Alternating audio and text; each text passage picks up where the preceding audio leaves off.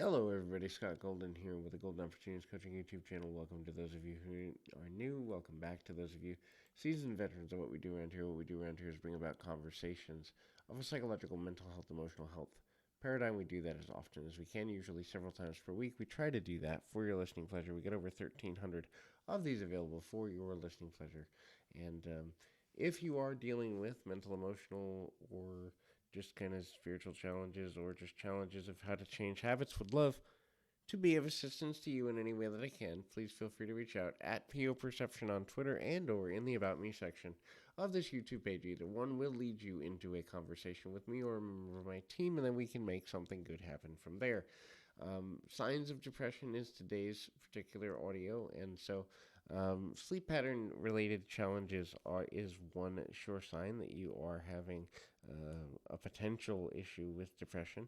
When one is oversleeping or undersleeping, it is a sign that they often are struggling with feelings of sadness and despair.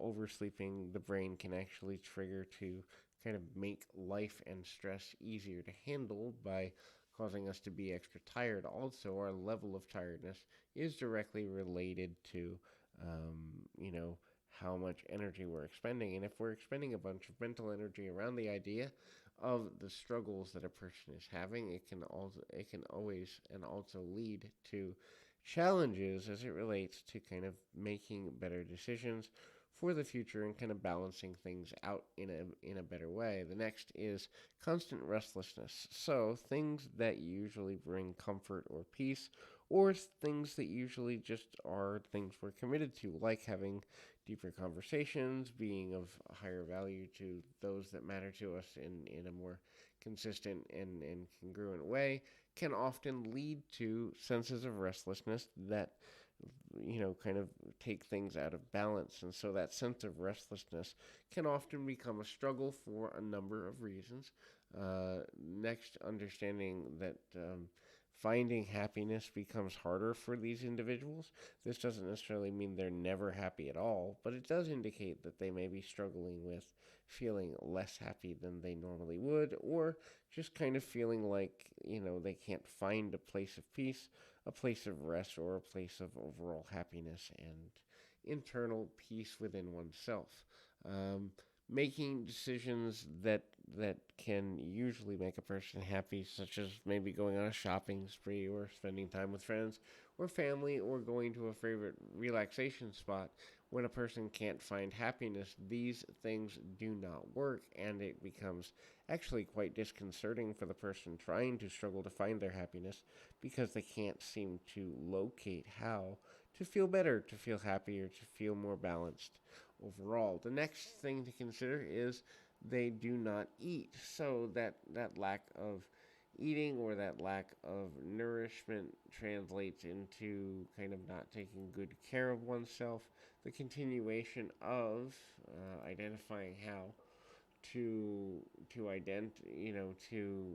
find a way that self-care becomes more of a focus in a positive way is another challenge that can often become super potentially negative and quite a struggle for a number of reasons. Identifying how to feel that kind of walking through things in a more conducive way is also super important and potentially valuable.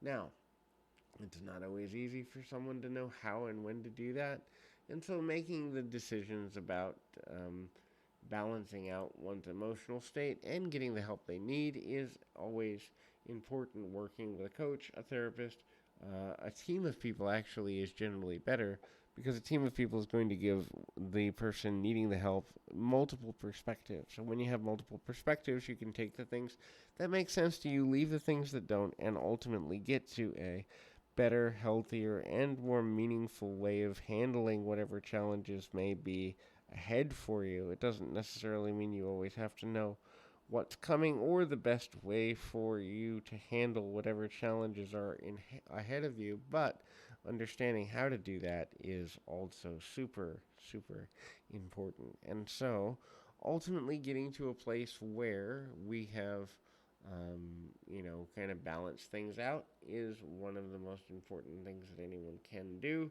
And knowing how to do that is a continually work in progress. So hopefully this is helpful. Keep your feet on the ground, your mind in the moment. Until next time, everybody.